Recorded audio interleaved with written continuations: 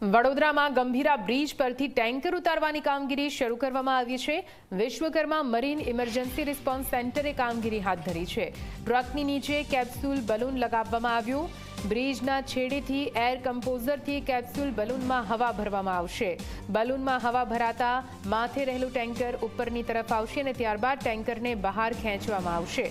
સમગ્ર કામગીરી પર ડ્રોન કેમેરાથી નજર રાખવામાં આવી રહી છે। ટેન્કરને બહાર કાઢવાનું કામ પોરબંદરની વિશ્વકર્મા મરીન ઇમરજન્સી રિસ્પોન્સ સેન્ટરની ટીમ કરી રહી છે।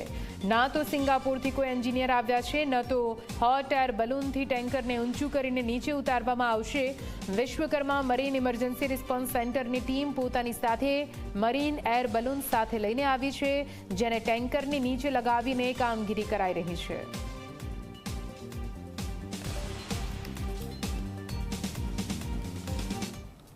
છેલ્લા 4 દિવસથી 5 દિવસથી સતત એમની 50 થી 60 જણાની ટીમ સતત કામગીરી કરી રહી છે। મેઇન સૌથી ઇમ્પોર્ટન્ટ ફેક્ટર જે એમનો છે એ એક્સપર્ટ્સની ટીમ છે। એમનો મેઇન ફેક્ટર એ કન્સિડર કરી રહ્યા છે સેફટી, કેમ કે આખું ઓપરેશન બ્રિજ ઉપર એક પણ માણસ નહીં રહેશે। 900 મીટર દૂરથી આખું ઓપરેશનનું સંચાલન થશે। તો અત્યારે જ્યાં સુધી ડબલી શ્યોર્ડ નહીં થઈ જાય, બધા સેફટીના ફેક્ટર્સ એક વખત ઇન્શ્યોર્ડ નહીં થઈ જાય, ત્યાં સુધી રેસ્ક્યુની કામગીરી કરવામાં આવશે નહીં।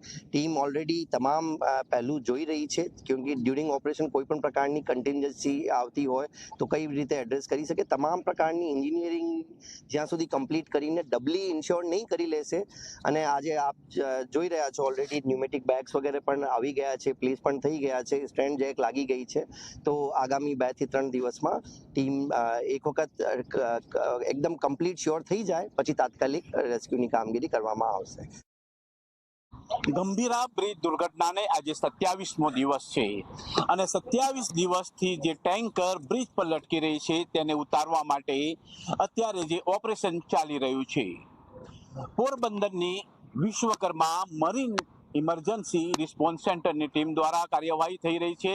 હું અહીંયા જે દ્રશ્ય બતાવું છું, આ દ્રશ્યો છે ગંભીરા ઓવરબ્રિજના, કે અહીંયા લાંબા કેબલો ખેંચવામાં આવ્યા છે। 900 મીટર જેટલા લોખંડના કેબલો ખેંચવામાં આવ્યા છે, જેનાથી આ ટેન્કરને ઊંચક્યા બાદ ખેંચવામાં આવશે તેવું કહેવાઈ રહ્યું છે। હું બતાવવા માંગીશ કે અહીંયા આખી જે મશીનરી લગાવવામાં આવી છે, જે કે અહીંયા જે લોખંડના જે કેબલો છે તેનાથી આ ઓપરેટ કરવામાં આવશે। સમગ્ર જે ઓપરેશન છે એ 900 મીટર દૂરથી કરવામાં આવશે। અત્યારે તેની તૈયારીઓ ચાલી રહી છે। જો કે આ જે ઓપરેશન છે કેટલા કલાક ચાલશે હજુ કેવું અશક્ય છે, પરંતુ અત્યારે જે પ્રમાણે કાર્યવાહી ચાલી રહી છે, ઓપરેશન ચાલી રહ્યું છે, તે જોતા ટૂંક સમયમાં જ આ ટેન્કરને બહાર કાઢવામાં આવશે। બુરહાન પઠાન, જી 24 કલાક, ગંભીરા।